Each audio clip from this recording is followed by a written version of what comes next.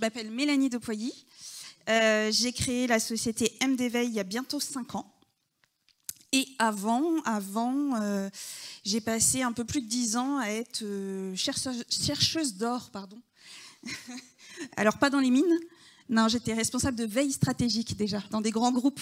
Donc, je cherchais toutes les petites infos, tous les signaux faibles utiles aux dirigeants d'entreprise. Voilà.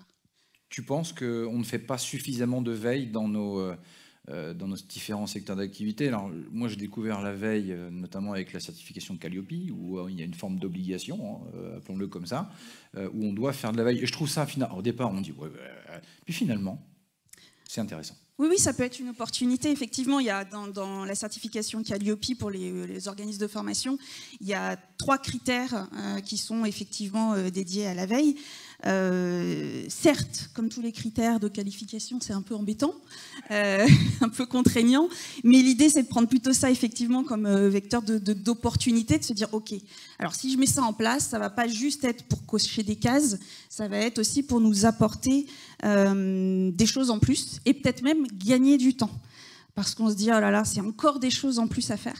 Mais au final, quand on les fait bien, de façon professionnelle, bien pensée, eh ben, ça nous fait au final gagner du temps. Bon, finalement, c'est là où toi, tu arrives.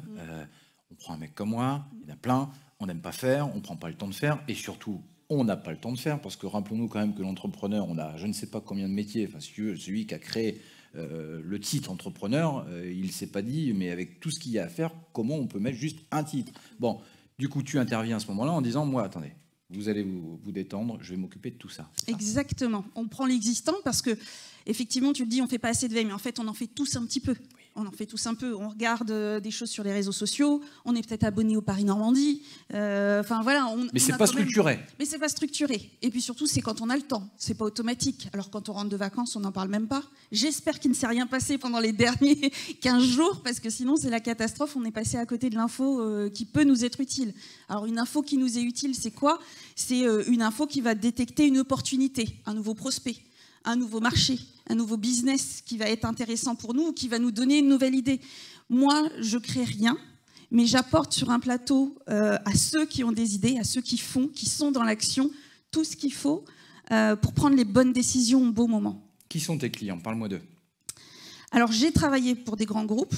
Aujourd'hui, ça a plus de sens pour moi, par rapport à mes valeurs et mon parcours, d'être davantage en collaboration avec des PME, des TPE, des PME et des solopreneurs.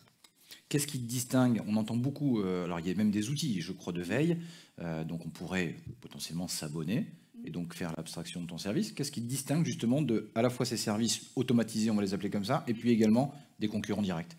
Eh bien justement, je ne vends pas d'outils.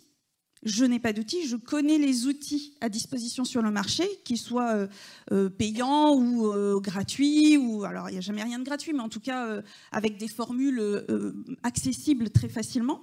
Ces outils-là, je les connais, je les pratique, mais surtout, moi, je pars du besoin client.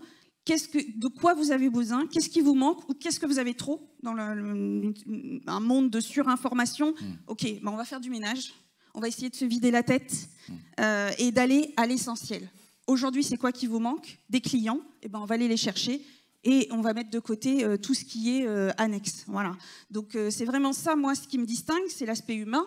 Et puis, si tu veux parler de notre ami Google ou de ChatGPT, qui sont, on va dire, mes concurrents peut-être les plus directs pour ceux qui veulent faire leur veille par eux-mêmes, eh bien, la différence, c'est que moi, je les utilise, mais qu'eux ne m'utilisent pas.